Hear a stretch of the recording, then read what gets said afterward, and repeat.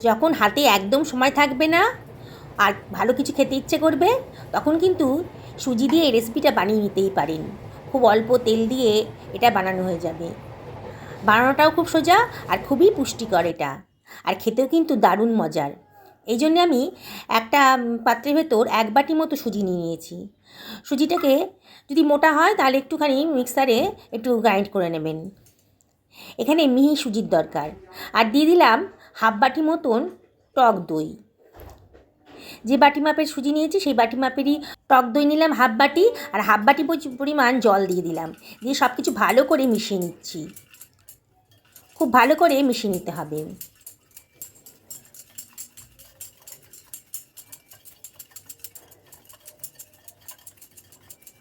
খুব ভালো করে মেশানো হয়ে গেছে। এবার আমি এটাকে ঢাকা দিয়ে রেস্টে রেখে দেবো মিনিট 10-এর জন্যে। এবার আমি কিছু সবজি কেটে নিচ্ছি। একটা গাজর নিয়েছি, গাজরের খোসাটা কেটে গাজরটাকে আমি ছোটো ছোটো করে টুকরো করে কেটে নেব। আমি যে পরিমাণ সুজি নিয়েছি তাতে আমার পুরো গাজরটা লাগবে না, আমি অর্ধেক পরিমাণ গাজরটা দেব। আর ক্যাপসিকামটাও বেশ বড় আছে, ওটাও আমি অর্ধেক দেব। আমি এখানে খুব কুচি কুচি করে গাজর আর ক্যাপসিকামগুলো কেটে নিচ্ছি।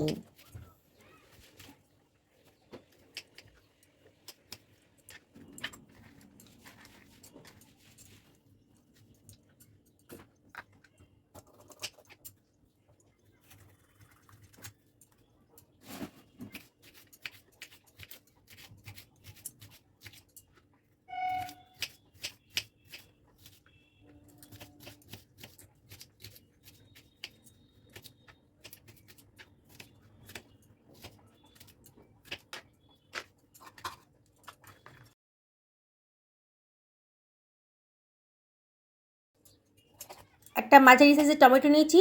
টমেটোর দানাগুলো দেবো না, টমেটোর বীজগুলো বার করে নিচ্ছি। তো টমেটোটাকে আবারও কুচি কুচি করে কেটে নিচ্ছি। পুরো টমেটোটাই দিয়ে দেবো।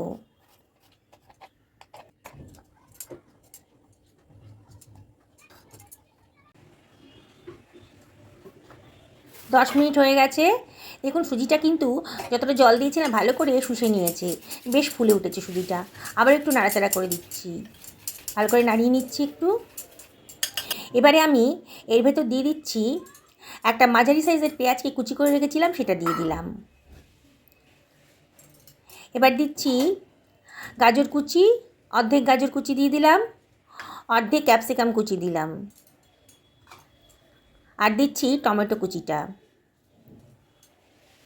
আর দিলাম 1 টেবিল চামচ মতো লবণ,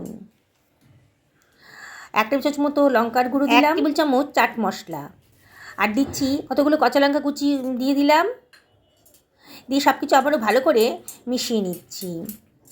যদি বাচ্চাদের জন্য করেন তাহলে লঙ্কার পরিমাণটা একটু কমিয়ে দেবেন। আবারও সব কিছু ভালো করে মিশিয়ে নিচ্ছি। বেশ ঘন লাগছে, তাই একটুখানি জল দিয়ে দিলাম। এই 1/4 বাটি মতন জল আমি দিয়ে দিলাম। দিয়ে আবারও সব কিছু ভালো করে মিশিয়ে নিচ্ছি। আমি এটাকে ব্যাটারটাকে খুব বেশি পাতলাও করব না, আর খুব বেশি ঘনও যাতে না হয়, তাই জলটাকে একটু ধীরে ধীরে দিতে হবে।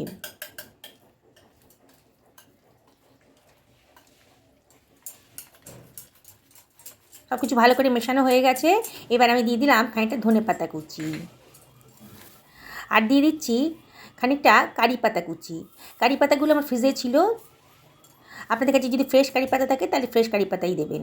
আবারও সব কিছু ভালো করে মিশিয়ে নিচ্ছি।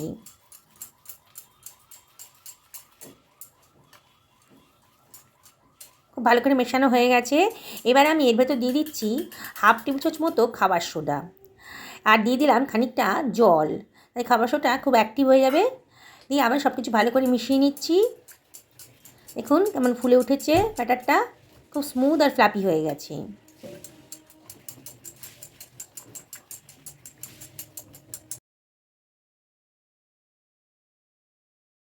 একটা ছোট লোহার কড়াই আমি গ্যাসের উপর বসিয়ে দিয়েছি। কড়াইটা বেশ গরম হয়ে গেছে।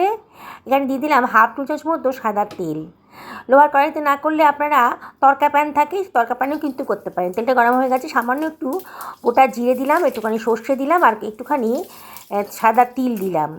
দিয়ে আমি যে ব্যাটারটা করেছি সেই ব্যাটারটা হাতায় করে, ছোটো হাতায় করে 1.5 হাতা মতন আমি দিয়ে দেবো।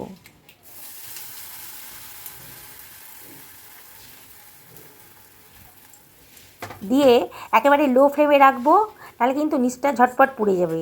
এবার আমি ঢাকা নিয়ে নেব। একেবারে লো ফ্লেমে রাখতে হবে। মিনিট খানেক বাদে আমি এটাকে উল্টে দেব, নাহলে কিন্তু নিচের পোর্শনটা পুড়ে যাবে। দেখুন খুব সুন্দর একটা কালার এসছে। এবারে আর ঢাকা দেবো না, এবারে ওই লো ফ্লেমেই ভালো করে নিচের পোর্শনটা ভালো করে ভেজে নেব, ওলট পালট করে ভালো করে ভেজে নেব। দেখুন আমার হয়ে গেছে। কিন্তু আরেকভাবে তৈরি করা যায়। এবারে কড়াইতে আমি হাফ টেবিল চামচ মতো তেল দিয়ে দিলাম, তেলটা গরম হয়ে গেছে। এবার আমি সরাসরি 1.5 হাতার মতো ব্যাটার এখানে দিয়ে দেব।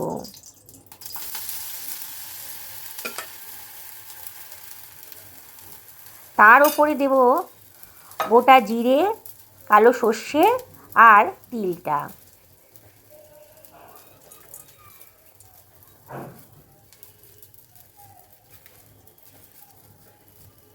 এইভাবে করা যায়। এবার আমি ঢাকা দিয়ে নেব 1 মিনিটের জন্যে। 1 মিনিট বাদে দেখুন ওপর পোর্শনটা আমার কিন্তু বেশ শুকিয়ে গেছে। এবার এটাকে উল্টে দেব। সুন্দর একটা কালার এসছে। সাইড দিয়ে কয়েক ফোঁটা তেল আমি দিয়ে দিচ্ছি, তাহলে নিচের পোর্শনটাও খুব সুন্দর করে ভাজা হয়ে যাবে।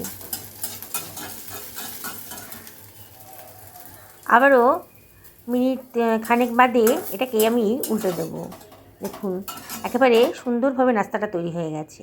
এবার আমি সার্ভ করে দিচ্ছি। যেমন সুন্দর দেখতে লাগছে, খেতেও কিন্তু অসাধারণ। আর এটা একেবারে পুষ্টি দিয়ে ভরপুর, নানা রকম ভেজিটেবল দিয়ে তৈরি করা হয়েছে। খুবই স্বাস্থ্যকর, বাচ্চা থেকে বড় সবার কিন্তু খুবই পছন্দের রেসিপি হবে। রাত্রে যে সবজিগুলো কেটে রাখেন তা সকালে এটা বানাতে আপনাদের 5 মিনিট টাইম লাগবে। দেখুন কত সুন্দর হয়েছে। আপনারা অবশ্যই বাড়িতে ট্রাই করবেন। আমি এটা ভেঙে দেখাচ্ছি, সবজিতে ভরপুর।